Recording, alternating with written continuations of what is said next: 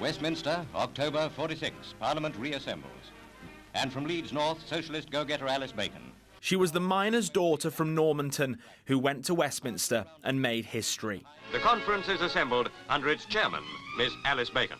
But Yorkshire's first ever woman MP is no household name, and it's something the woman that followed in her footsteps wants to change. When I got elected in 2010, I was the first woman to become a Member of Parliament for Leeds since Alice Bacon. And so I looked to Alice for inspiration, really. What sort of MP was she? What sort of battles and challenges did she face? So I wanted to find out a little bit more about her. Alice Bacon's politics was formed in the mining community of Normanton. Born at 346 Castleford Road in 1909, almost everyone she knew worked down the pits. She learnt her craft, really, in the working men's clubs in Normanton. Alice would spend her time helping miners fill in forms for industrial injury compensation. She played dominoes with the miners. Her father was the local president of the Mining Federation, and her mum would make sandwiches in the kitchens. And it was unusual for women to be in those clubs. They were working men's clubs. At 16, she joined the Labour Party, something she said that was as natural as breathing. And in 1945, she stood in the safe Conservative seat of Leeds North East. But in the biggest swing to Labour in Britain, Alice overturned a 10,000 Tory majority in what was the shock of the general election, as she described in a radio interview in 1986. I don't think there'll ever be another general election like that.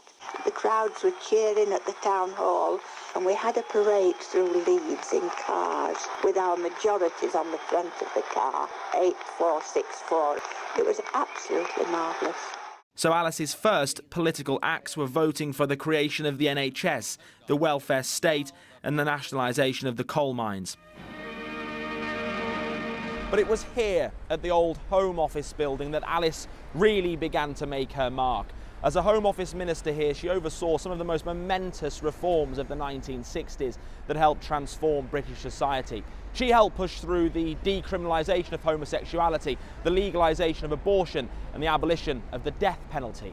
But it was her move to the Department of Education in 1967 that would see Alice achieve a lifelong ambition. Before she became an MP, she was a teacher at a secondary modern school in Normanton. And so at the Department for Education, she was the minister responsible for schools and rolling out comprehensive education. And that was her proudest achievement. That's something that she believed in passionately as a young woman.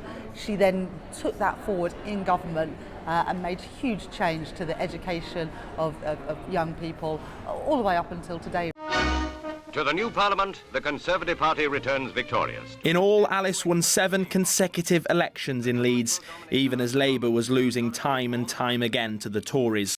But in 1970, she stood down. She never left Normanton, the town built on coal that made this little-known giant of Yorkshire. And now the story of one of Labour's unsung heroines is inspiring the party's next generation. She fought some of those battles, broke some of those glass ceilings. So I think that women like me owe a huge debt to women like Alice.